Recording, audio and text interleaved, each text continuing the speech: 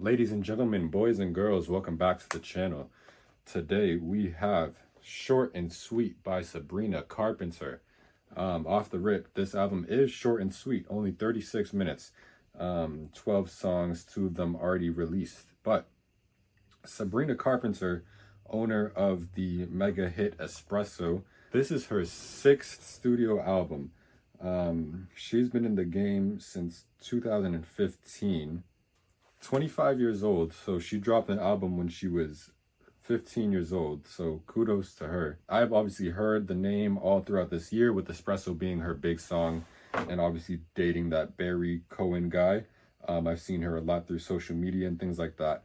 Googling her though, because I will be honest, I wasn't really hip to her at all, because I don't follow her on anything on social media or anything like that. And I do see that she was on an actor at first, and she was on Disney Channel.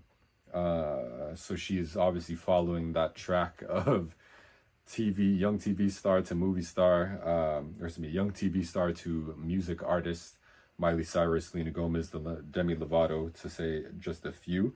It just seems like her break just came a little bit later than the other three. Short and sweet. I didn't know what to expect.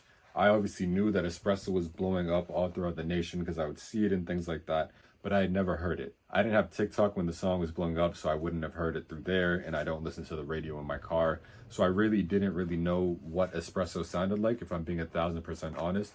I just knew that it was blowing up and that it was the #1 at one point, but I did try to avoid it at that point when it got so big.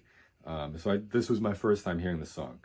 But getting into the album again, only 12 songs, 36 minutes. Espresso obviously already coming out.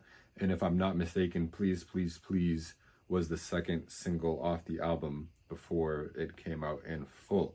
But before I get into the grades, I'm going to get into the straight notes that I have in general. This is one of those albums where if you told me to figure out who it was without seeing who it was, I wouldn't know. I don't know what Sabrina Carpenter's voice is. I don't know if she has a unique voice or not. It's just one of those pop albums where you could put anybody's name on it and I would believe you that it's their song. There's nothing too unique about this or about her voice that I could hear for me to distinguish and say, hey, that's Sabrina Carpenter in my ears. But starting off pretty not strong in my opinion. Taste is just not a good song. Just feels like a pop song filler. Please, Please, Please, I think might be the best song on the album in my opinion. That one is okay. Good Graces, her vocals sounded like an Ariana Grande vocals, which again makes me confused on what her voice really sounds like. So I don't know what to expect from her even further going along now that she's having this massive commercial success. Coincidence has some fun production on it. Bad Chemistry is okay. Espresso, when I heard it, I was mind blown that this was the #1 song and it has so many streams, but maybe because I'm not a girl and I can't relate. Dumb and Poetic, I thought was a failed SZA song, and I don't think she has the voice that can really have an impact that the song is intended to have. I understood that the vibe that she was going for, like a really, really emotional, heartfelt song, but her voice doesn't hit where it needs to hit for that to be working. Lie to Girls actually had the best production on the album. And then the end track, Don't Smile, it's an outro track indeed, but it was a weird song to me. I didn't really like it. So the songs are okay. To get into the grades though, for production, I gave it a 7.5. Again, this is an album full of just pop vocals, pop production. Nothing's gonna blow your mind out of the water. Nothing's gonna be bad, but nothing's gonna be good too much. And so it's not a production heavy album. For vocals and lyrics, I gave it a 3.5 for vocals. Again, I don't know what her voice sounds like. There weren't too many moments where I thought it sounded bad, but there were rarely any moments where I said that she had a good voice. So I gave it a run-of-the-mill 3.5. For lyrics though, this is where the album shined in my opinion. Again, I'm not a girl, but I can listen and understand and know kind of what's going through women's heads. And the lyrics, I gave it a 4.5 because she was kind of spitting from a girl's perspective.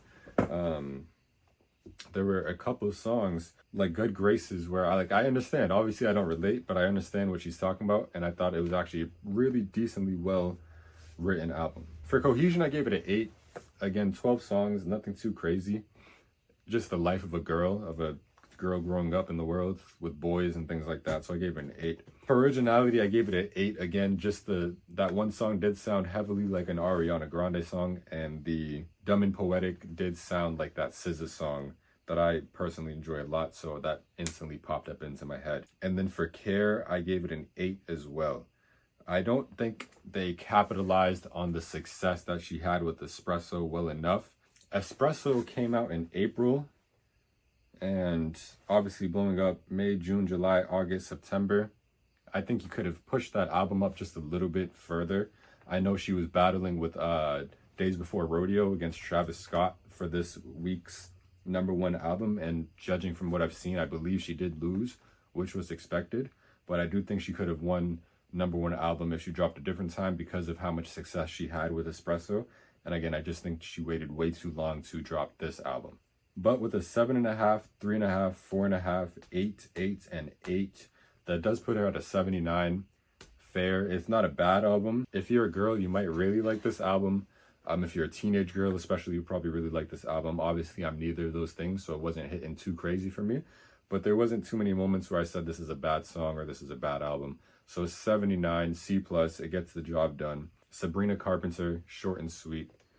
And I'll see you in the next one.